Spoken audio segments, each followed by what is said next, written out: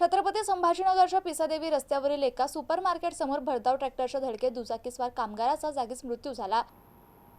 मूळचे जळगाव जिल्ह्यातील भडगाव येथील रहिवासी असलेले रवींद्र पाटील हे शहरातील एका कंपनीत काम करत होते। मंगळवारी रात्री किराणा सामान घेऊन दुचाकीवरून घरी परत जात असताना पाठीमागून आलेल्या भरधाव ट्रॅक्टरने त्यांच्या दुचाकीला जोराची धडक दिली। धडकेनंतर ते रस्त्यावर पडले आणि ट्रॅक्टरचे चाक त्यांच्या चेहऱ्यावरून गेले, यामुळे त्यांचा जागीच मृत्यू झालाय। या घटनेनंतर संतप्त नागरिकांनी आणि पिसादेवी येथील नागरिकांनी मृताच्या कुटुंबाला 50 लाखांची आर्थिक मदत द्यावी तसेच संबंधित ठेकेदारावर गुन्हा दाखल करावा या मागणीसाठी पिसादेवी रस्त्यावर रास्ता रोको आंदोलन केले होते। आज आम्ही आंबेडकर चौक ते पिसादेवी या रोडवर रास्ता रोको करण्यासाठी बसलो। याचं कारण की रात्री जी दुर्दैवी घटना घडली, आमचे राजेंद्र पाटील हे या रस्त्याच्या या कारणापायी या ठेकेदाराच्या व संबंधित इंजिनियर यांच्या या हलगर्जीपणामुळे आज राजेंद्र पाटील आमच्यात नाहीये।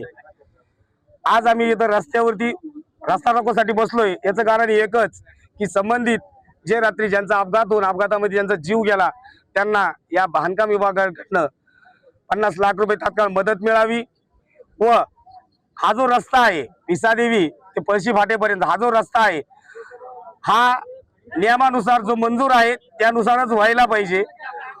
म्हणजे या ठेकेदार आणि या संबंधित अधिकारी बांधकाम विभागाचे अधिकारी यांनी मिलीभगत करून हा जो रस्ता अशा प्रकारचा केला की याच्यावरती एक दिवस आड गेला की एक मृत्यू मुखी कोणतरी पडतंय, हे व्हायला नको यासाठी आज आम्ही इथं बसलोय।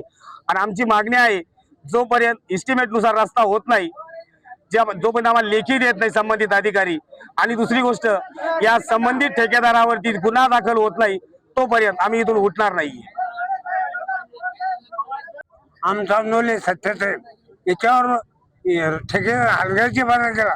याच्या अगोदर सुद्धा आम्ही पेपरला जाहीर केलं की जागजागी वस्तीमध्ये काहीतरी रोड बसव, त्यांनी बसवलं नाही, त्याच्यामुळे ही अडचण झाली।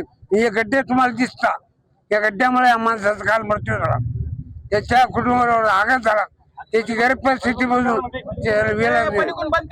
तरी त्याच्यावर या पैशाने ताबडतोब गुन्हा दाखल करा, रोडचं काम त्वरित केलं पाहिजे, नाली बुजवा आणि वस्तीमध्ये गटर बसवलं आजची गरज।